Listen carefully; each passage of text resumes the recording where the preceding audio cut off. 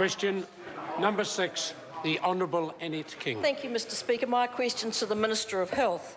Has the District Health Board's projected deficit for the end of this financial year increased or decreased against what was planned according to advice he received in March? Mr Speaker. The Honourable Dr Jonathan Coleman. Mr Speaker, the projected level of deficit for District Health Boards for this financial year is now forecast to reduce to $46 million.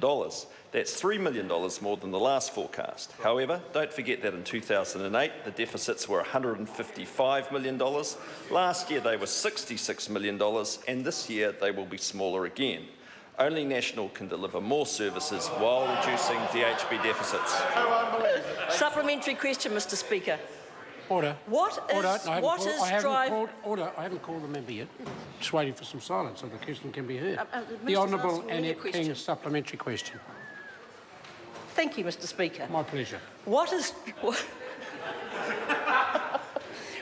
driving up DHB deficits month on month, now with a predicted end-of-year deficit of $43 million against the budgeted $19 million and against his assurances that DHBs have sufficient funding to balance their books?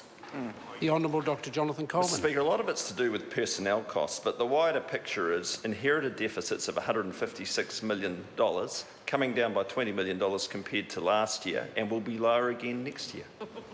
Supplementary question. Supplementary question, the Honourable Annette King. Is he telling 7 DHBs, which according to the latest reports have deficits driven by more patients requiring services than they are funded for, that they should be turning patients away regardless of pain and disability? The Honourable Dr Jonathan Coleman. No. Oh, that's good. Supplementary question, Mr. the Honourable Annette King. Is the reason the Director-General of Health has been allowed to sit on the final report on the home support package since August last year because there is no funding to implement the report's recommendations and would further drive up DHB deficits? The Honourable Dr Jonathan Coleman. No. Good. Supplementary question, the Honourable Annette King. Why is he allowing DHBs to underemploy medical, allied health and support staff by almost 700 full-time equivalents, according to the latest end-of-year results, and won't that affect patient safety? The Honourable Dr Jonathan Coleman.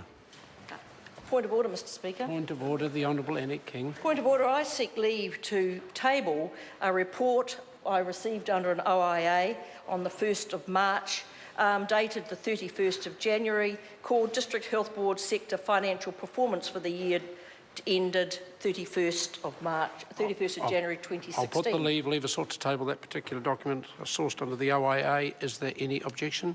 There is none. It can be tabled. Point of order, Mr Speaker. Point of order, the Honourable Dr Jonathan Coleman. I seek leave to table a Ministry of Health document dated the 29th of March showing the DHB deficit blowout under Labor. No, I don't. That's... If members want that information, it's been given in the answer that the member gave. I don't see any need to table it further. Order.